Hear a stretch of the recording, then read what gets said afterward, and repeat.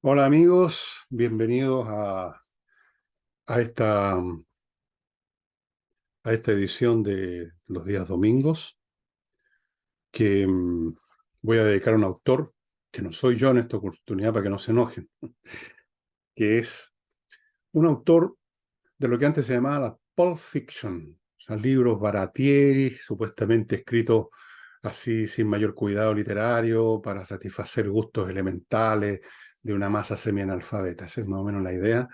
Pero este autor ha demostrado en varias ocasiones, por lo menos, y generalmente en todas, un nivel literario bastante por encima de eso, y se ha convertido en un autor muy popular, un bestseller, y que vende muchísimo, vende cantidades extraordinarias de libros. Es Stephen King. Stephen King, a él me voy a referir hoy día. Stephen King nació en 1947, o sea, tiene 2 años más que yo solamente, en Maine, un estado de Estados Unidos que está al noreste, arribita, a la derecha, si usted está viendo el mapa. Y en el curso de su vida, que ya les voy a contar, ha vendido una cantidad que yo no me imaginé, estratosférica, 500 millones de libros. 500 millones de libros. Y muchas de esos libros han sido llevados al cine. Así que ustedes se pueden imaginar una cosa muy sencilla. Stephen King debe ser el escritor más adinerado de la galaxia. Ha escrito 65 novelas a la fecha, varias colecciones de relatos, 7 libros de no ficción, un guión cinematográfico, no sé cuál. 65 novelas. Los críticos, los académicos y toda esta gente que siempre anda riscando la nariz cuando uno no tiene algo pegado en un muro con chincho, no tiene ciertas prestancias académicas, lo miran a huevo y lo han mirado siempre a huevo. Recién en los años 90 empezaron a verlo algunos con otros ojos, se sacaron este prejuicio que tienen ciertas personas en el mundo académico o la República Literaria Oficial. Siempre hay una serie de prejuicios y miran en menos a los que no pertenecen a esa clerecía. Lo sé muy bien porque lo he vivido toda mi vida. Y con Stephen King, hasta el día de hoy, lo miran a huevo y sobre todo lo miran con rabia, yo creo, porque gana tanta plata. Pero ya van a ver ustedes que la cosa no es tan sencilla como decir este es un autor populeque, bestseller, etcétera. Películas que se han hecho con sus novelas. Bueno, yo recuerdo Cementerio de Animales, no voy en el orden en que fueron filmadas. Carrie fue la primera. El Resplandor, ustedes se acuerdan de esa película famosa de terror. Misery, La Milla Verde, ¿se acuerdan? Esa película que transcurre en una cárcel, trabaja Tom Hanks y hay un preso que tiene cierto contacto con lo divino aparentemente. La Niebla, etcétera. Fuera de eso ha ganado una multitud increíble de premios. 3 veces el premio Bram Stoker, no sé en qué consiste ese premio. 7 veces el premio British Fantasy. 4 veces el premio Mundial Fantasía. 2 veces el premio Edgar. Una vez el premio Hugo, que es un premio que dan en el ámbito de la ciencia ficción. O sea, es el hombre, yo creo, más premiado, uno de los más premiados, el más vendido, el más rico, el más exitoso y probablemente uno de los más mirados a menos por estos académicos fruncidos. Vamos a su vida ahora, que en muchos sentidos se parece a las de a las de muchos autores que hemos visto en este programa y de muchos otros que no vamos a ver nunca en este programa, pero que han tenido también principios similares. Pero antes de entrar a contarles de su vida, y después vamos a examinar un poco en qué sentido es o no es bestseller, en qué sentido es o no es un autor de Pulp Fiction, en qué sentido es más que eso, etcétera. Pero antes, yo les quiero recordar, amigos, Giso, esta empresa que se hace cargo de la devolución del reembolso que usted merece, eh, que le tienen que entregar su ISAPRE por una atención médica que usted pagó X, pero le tienen que devolver una cantidad por su plan y hacer los trámites puede ser latero para usted, puede no tener tiempo. Giso se hace cargo. Usted le pone el tema a ellos le, ¿cómo se llama? Le asignan un gestor y ese gestor gestiona. Gestiona su reembolso, amigo, de una manera súper sencilla y eficaz de olvidarse de uno de los tantos trámites que uno tiene que hacer en la vida con Giso. Continúo con Oxinova, que es este polvito mágico que ustedes ya han visto montones de veces. De vez en cuando recibo mail que me dicen, sí, esto es fantástico. Es realmente increíble porque va a la raíz del problema de los malos olores. No lo tapa ni destruye la cañería, destruyendo tal o cual sustancia orgánica que hay ahí en ese momento, sino que va a la raíz del problema que son las bacterias que producen el mal olor, porque inician el proceso de la descomposición de la materia orgánica. Esta Este polvito mezclado con agua se convierte en una colonia de bacterias aeróbicas que destruyen las anaeróbicas, que son las del mal olor, y por lo tanto, muerta la bacteria, se acaban los malos olores, amigos. Esto funciona estupendo. Oxinova se adquiere solo en el sitio de ellos. Bueno, vamos a la vida. Como les decía, nació en el año 47 en Maine. Su padre abandonó la familia, se mandó a cambiar cuando él tenía 2 años. De ahí en adelante, yo conozco esa historia también un poco, de ahí en adelante la mamá se hizo cargo de mantener a este chico, que no era el único, eran varios hijos, él el segundo, y fue criado por su mamá. Es muy importante eso en la vida de todas las personas. Yo no sé si en todos los escritores, pero creo que no, pero el ser criado por una madre y con un padre que no está presente o casi nunca está presente es muy importante. Creo que se han escrito tratados sobre eso. Bueno, el hecho es que fue criado por su mamá, entró al colegio, entró a la primaria, a la secundaria, terminó sus estudios, es decir, como un niño, un joven que sale de la enseñanza media. Y desde niño, y aquí vamos otra vez a encontrarnos con el patrón típico de la vida de todos los escritores, incluyéndome a mí, desde niño empezó a escribir. Y cuando digo desde niño, desde 7, 8, 9 años, y se basaba en las historietas. Ustedes recuerdan que en esos años, en Estados Unidos como en Chile, existía la historieta, ese cuadernillo con monos y historias, la historieta, lo que ahora llaman cartoon, historietas, revistas de historietas y las películas. Y con eso se basaba para construir historias. Y parece que no las hacía mal para nada, porque se las vendía a sus compañeros de colegio. Él inmediatamente asoció su oficio en esa época como niñito, su actividad, como algo que merece una retribución. Pero después llegaron las autoridades del colegio y le prohibieron seguir haciéndolo, lo obligaron a devolver la plata. A los 13 años le pasó lo que le pasa a todos los escritores que descubren una biblioteca, la biblioteca del papá, de la mamá, de alguien y se vuelven locos. Bueno, en este caso, a los 13 años, en casa de una tía, descubrió un arcón, esto es como una película, es casi como un guión, un arcón o un baúl, donde estaban los libros de este padre que se había mandado a cambiar. Casi todos eran libros de ciencia ficción y de terror. Ojo, qué importante, ¿no? Así que ahí se empezó a alimentar. Por esos años también, cuando era chico, tuvo, fue testigo de algo muy terrible y yo no sé hasta qué punto lo marcó. Él dice que no, Stephen King. El hecho es que un amiguito de él quedó enredado, no se pudo salir de los rieles de unos rieles y llegó el tren y lo mató, por supuesto. Hay más de algún libro de King en que hay unos niños que recorren una línea férrea. Hay una película incluso que ustedes pueden ver de unos niñitos que van en busca de algo y de repente un tren los sorprende en un puente donde no hay para dónde escapar. Bueno, no sé hasta qué punto lo influyó. Seguramente debe haber sido un espectáculo horrible. Imagínense un tren haciendo pedazos a un niñito, amigo de él.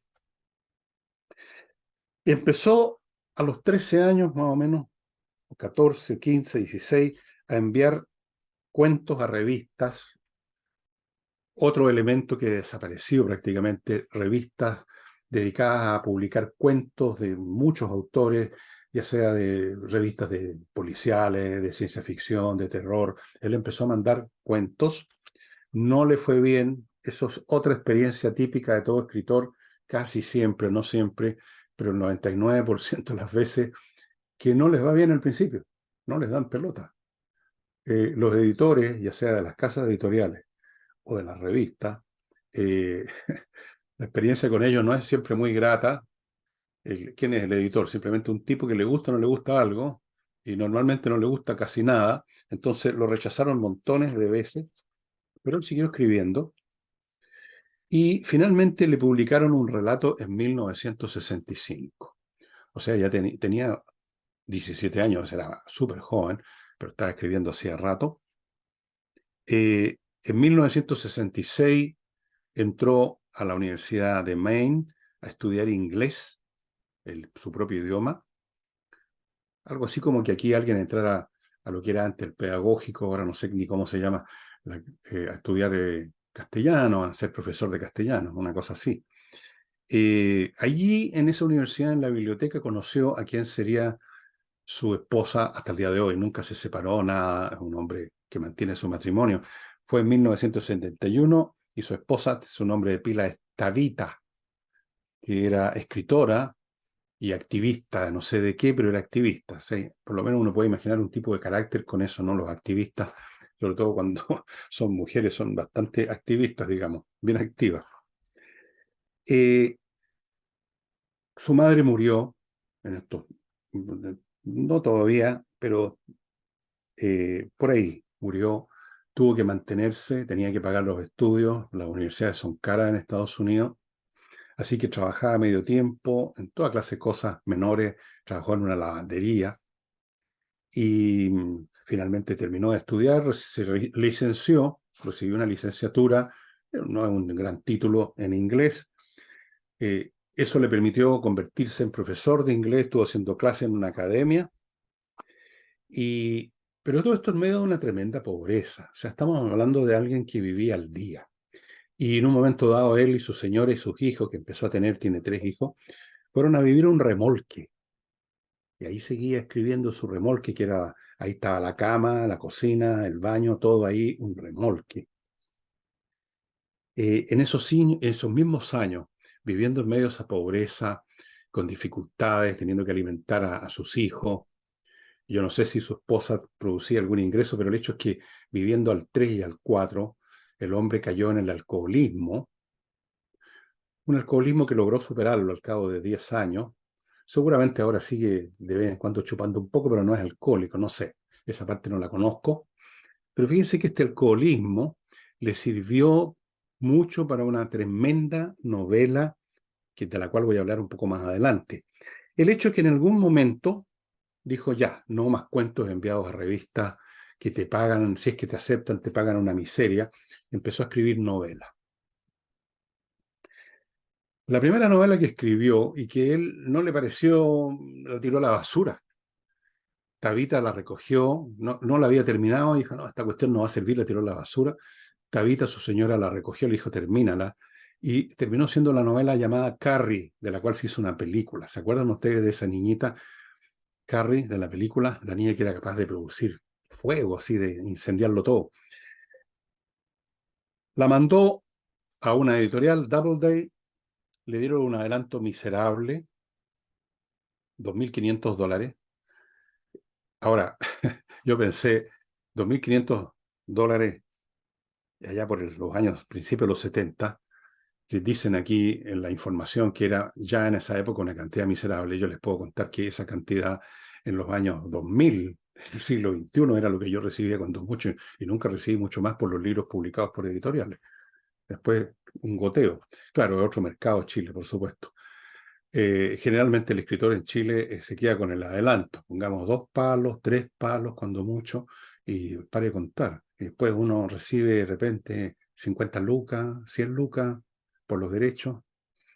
Bien, el hecho es que recibió $2.500 y en ese tiempo decidió abandonar el remolque, quizás le sirvieron esos $2.500. y se fue con su familia a Bangor, que es una localidad que está en el estado de Maine, donde había nacido. Su mamá murió en estos años, no alcanzó a ver a su hijo finalmente publicando una novela, murió de cáncer al pulmón, y luego publica El misterio de Salem, El misterio de Salem Lot, una historia de terror que llegaría al cine también. También recibió poca plata. Por supuesto, la editorial trata de pagar siempre lo menos posible. Y entonces contrató a un agente literario y ella empezó a recibir mucho más plata, empezó a recibir plata en cantidades. Y aquí viene el tema de la novela que escribió gracias o usando sus experiencias como alcohólico. El Resplandor, de Shining. ¿Se acuerdan de esa terrible película? Bueno, la novela también es tremenda. Aquí ya empezó a ganar plata raudales. ¿Y para qué les cuento lo que siguió en adelante? El hombre de un golporrazo se convierte en un bestseller, empieza a vender millones. De hecho, Jack Carey había vendido millones de ejemplares, pero de lo cual recibió apenas esos miserables $2.500 o algún pichintún más. Y, pero de ahí en adelante empezó a recibir mucha plata y empezó a escribir más novelas. No les voy a detallar todas las novelas, son 65. Y empezaron a llegar al cine, más plata todavía por los derechos. No cabe duda que Stephen King en este momento es un hombre muy, pero muy rico. Debe tener muchos, pero muchos millones de dólares y me parece súper bien. Y aquí llegamos al tema del bestseller.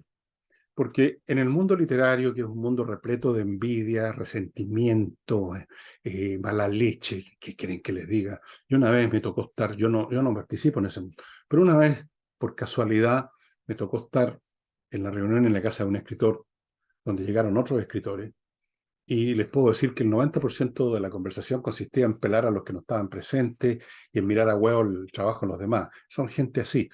Entonces, los críticos también, la gente del mundo literario oficial, críticos literarios, autores que, digamos, no sé qué es lo que hace que un autor se convierta en parte de la República y otro no, seguramente tiene que ver con sus contactos, su vida social, su manera de comportarse. Eh, Ese mundo miró y mira todavía a huevo como bestseller a Stephen King, y no poco de eso le ha pasado a una escritora nuestra que vive en Estados Unidos ahora, que es una escritora muy exitosa, ha vendido mucho, seguramente ha ganado plata, no tanto como Stephen King, pero le ha ido muy bien. Y por supuesto, yo recuerdo que en muchas ocasiones se la ha mirado a huevo, sin ninguna razón, porque es una muy buena escritora. Eh, Bestseller se supone que es un escritor que vende mucho, es el mejor vendedor, bestseller. Y automáticamente se asume que si es bestseller hay algo pecaminoso ahí. Es bestseller si vende mucho, y si vende mucho es porque está haciéndole cariño a los gustos de la multitud, y por lo tanto no puede ser un buen escritor. Es un escritor, un mercenario de la pluma que escribe para satisfacer el mínimo común denominador del público que lee. Esa es la visión que tienen de los bestsellers.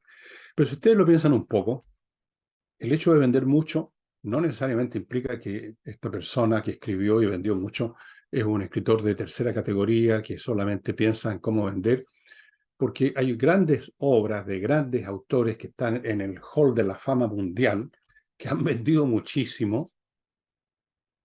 Shakespeare, me van a decir ustedes que es un escritor de segundo o tercer rango.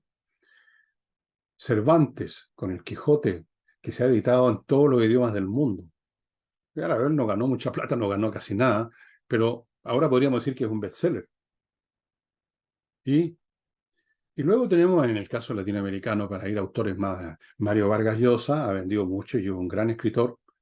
Gabriel García Márquez ha vendido mucho, fue un gran escritor. Pablo Neruda fue un gran poeta, vendió y sigue vendiendo mucho, y así sucesivamente.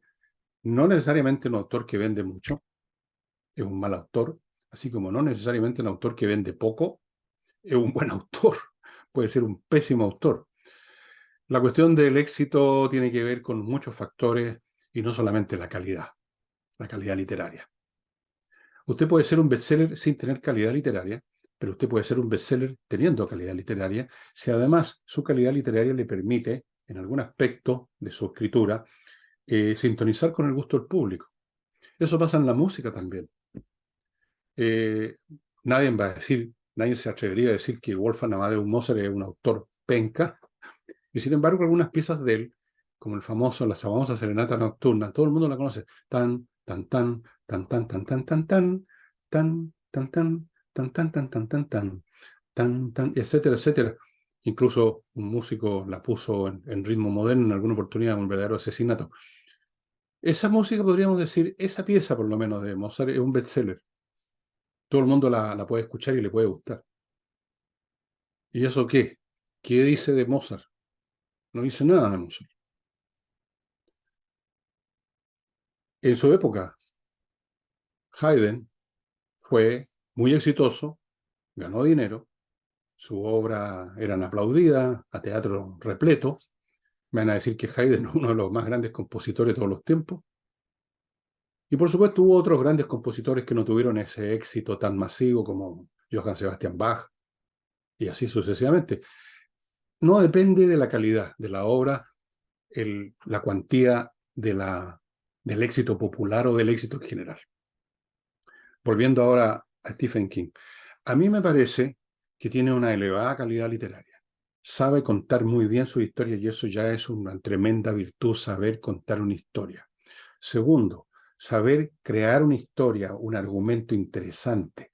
Eso no es fácil. No es fácil. Tercero, es capaz de crear personajes que tienen carne y sangre, son reales. Uno los puede ver, los puede sentir, puede adivinar lo que piensan, por así decirlo. Son personajes reales. Eso es una tremenda virtud, el ser capaz de crear caracteres reales.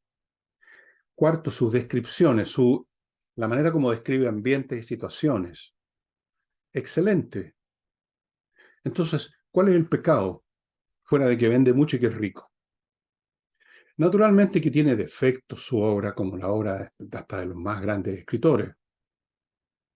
Eh, Defectos que son lo que uno cree que o considera como defectos. Lo que yo considero defectos en la obra de King pueden ser virtudes en la visión de otros. Pero voy a seguir en este punto un poquito más, luego de recordarles mis dos más de mis auspiciadores de Idea Domingo. Uno es Fractal Logistic, que es una empresa que lleva muchos años en Chile haciéndose cargo de la parte logística de una empresa, lo cual parte con el tema de los containers, el desembarcarlo, el regularizarlo administrativamente, el moverlo, todos los elementos logísticos que hacen posible que una empresa funcione, recibir materias primas, recibir insumos, maquinaria, lo que sea, la distribución de eso, la llegada, todo lo que es logística, que son un montón de aspectos, pero me centro aquí en el más visible, el tema del desembarco de los containers, lo hace años y lo ha hecho con empresas internacionales, Fractal Logistic. Así que si usted quiere, estimados amigos, facilitarse la vida como empresario, póngase en contacto, si no lo ha hecho ya, con Fractal Logistic. Y en el tema ahora del vestuario femenino, Vestidos Le Grand Jour de Rebecca Layton e hija. Una, no sé si llamarla casa de modas casi, que es capaz de entregarle a mujeres de todas las edades, de todas las tallas, lo mejor, lo más hermoso y lo más exclusivo del mundo. Para un matrimonio, por ejemplo, puede vestir maravillosamente a la novia, a la madrina, a la mamá, a la abuelita. Aquí no hay temas de edad, de talla, de peso, de altura, de lo que sea. Para cualquier tipo de físico, ellos tienen un vestido maravilloso y único, exclusivo. Esto no es una tienda a la calle. Pónganse en contacto, señoras, señoritas que quieren ser las reinas del evento, especialmente si es un matrimonio, la novia quiere ser la reina, la madrina y la mamá también quieren lucir y van a estar ustedes vestidas, pero de forma, ¿cómo decirlo? No sé, inimitable, insuperable, y sobre todo inimitables porque son, como le digo, tenidas absolutamente exclusivas en Chile y en todas partes. Eh, Volvamos al tema de los bestsellers, volvamos al tema de la calidad. Yo creo que Stephen King es un escritor de bastante calidad, de mucha calidad, y ha tenido esta condición de empezar no con una gran novela, con pretensiones o con una, no sé, sino que ha empezado escribiendo cuentitos para revistas y luego novelas de terror, entonces ya eso lo puso en ese carril injusto, porque la literatura tiene que medirse por la calidad literaria, no importa cuáles son los públicos al cual está dirigido la obra, no importa el tema, la calidad literaria. Ahora, el propio Stephen King en alguna oportunidad se ha ninguneado a sí mismo. Probablemente le importa un huevo lo que digan los críticos, así que no le importó también decir lo siguiente. Dijo que en el campo de la literatura, si se compara con la comida, eh, su obra vendría siendo el equivalente a un paquete de papas fritas, o sea, comida chatarra, lo cual es injusto con Stephen King. Ahora, a uno le pueden gustar más algunas de sus novelas que otras. A mí personalmente creo que escribía cosas mucho más interesantes en los años en que empezó, en las novelas de terror propiamente tal, que son realmente espeluznantes, estimados amigos. Es una tremenda gracia producir terror cuando se está leyendo, porque en una película, por último, hay imágenes, hay toda una atmósfera que permite, que facilita más la transmisión del terror, pero en un acto de lectura que a lo mejor usted está leyendo en pleno día, en un bus, es aterrador. Algunas de las novelas de él lo ponen a uno con los pelos de punta. Después, por supuesto, empezó a escribir otras novelas en que ya el tema del terror empieza a irse un poquito al lado y empiezan a aparecer otros temas, empieza a repetirse un poco, es inevitable en todo artista que tiene cierto stock de técnica, de manierismo, de qué sé yo, y que de repente se repita. Entonces, cuando uno lo lee, si ha leído varios libros, he leído varios libros, él no todo, ni mucho menos, habré leído unas 10 cosas de él, no las 65, uno nota evidentemente un cambio y uno de repente puede decir esto ya está empezando a transformarse en una especie de copia de sí mismo, en una, se está robando a sí mismo, se está repitiendo, uno empieza a encontrar ciertos recursos literarios que ya los ha visto en otros libros, pero todavía mantiene calidad. O sea, puede que ya no sea tan bueno como yo creo que era hace unos 30 años atrás. Puede que ya esté más cansado, puede que esté más aburrido.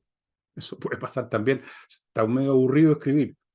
Entonces se repite un poco, se copia a sí mismo, se plagia a sí mismo. Pero para una persona que, por ejemplo, si usted no ha leído nunca un libro de Stephen King y agarra el último que haya publicado, porque publica mucho, lo va a disfrutar seguramente. Yo recomiendo las primeras novelas de terror de Stephen King, que son realmente, como por ejemplo ese del el, el misterio de Salem Lot.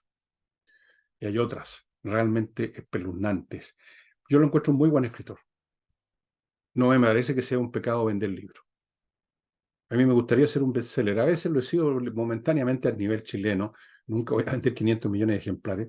Y no me parece que mi escritura haya decaído o se haya empeorado si vendo más y que haya mejorado si vendo menos. Eso es absurdo. No tiene nada que ver. O uno entra en sintonía o no entra en sintonía. El Quijote, que es una obra maravillosa, entró en sintonía. Las obras de Shakespeare han entrado en sintonía a lo largo de los siglos. Gabriel García Márquez entró en sintonía con toda América Latina y con todo el mundo, porque se tradujo a los idiomas, lo mismo Mario Vargas Llosa. Eso no los convierte en malos escritores, no los convierte en algo despreciable. Lo mismo digo de esta escritora chilena, que no doy su nombre porque en este momento se me fue su nombre, pero todos saben quién es. Una escritora que partió escribiendo algunas columnas y finalmente empezó a escribir libros y es muy buena.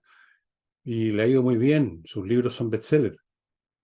Eh, Eso es un pecado, parece. En el mundo literario, ser un bestseller es un pecado porque, por una razón muy simple, porque la mayoría de los autores, buenos o malos, publican poco, es decir, venden poco. Hoy en día cada vez se venden menos libros de narrativa porque cada vez se lee menos. Entonces, Si alguien logra vender millones de ejemplares, se convierte en un pecador. Y eso sería todo por hoy, amigos. Cierro agradeciendo a nuestros auspiciadores, entre los cuales está, a propósito del libro, Climo, que está regalando, si usted compra un equipo, uno de mis libros, La Torre de Papel, y si usted compra dos equipos o más, está regalando Adiós Valparaíso, ambos libros firmados, dedicados por mí. Ese es el compromiso que tomamos con mi Climo y que les recuerda que van a venir unos calores salvajes. Bueno, agradecimientos para Gisos, Sinova, Fractal Logistic, Legrand y Climo por estar siendo sponsor, apoyando este programa que tiene muchas menos visitas los días domingos. Y eso sería todo, estimado amigo. Nos estamos viendo. Chao.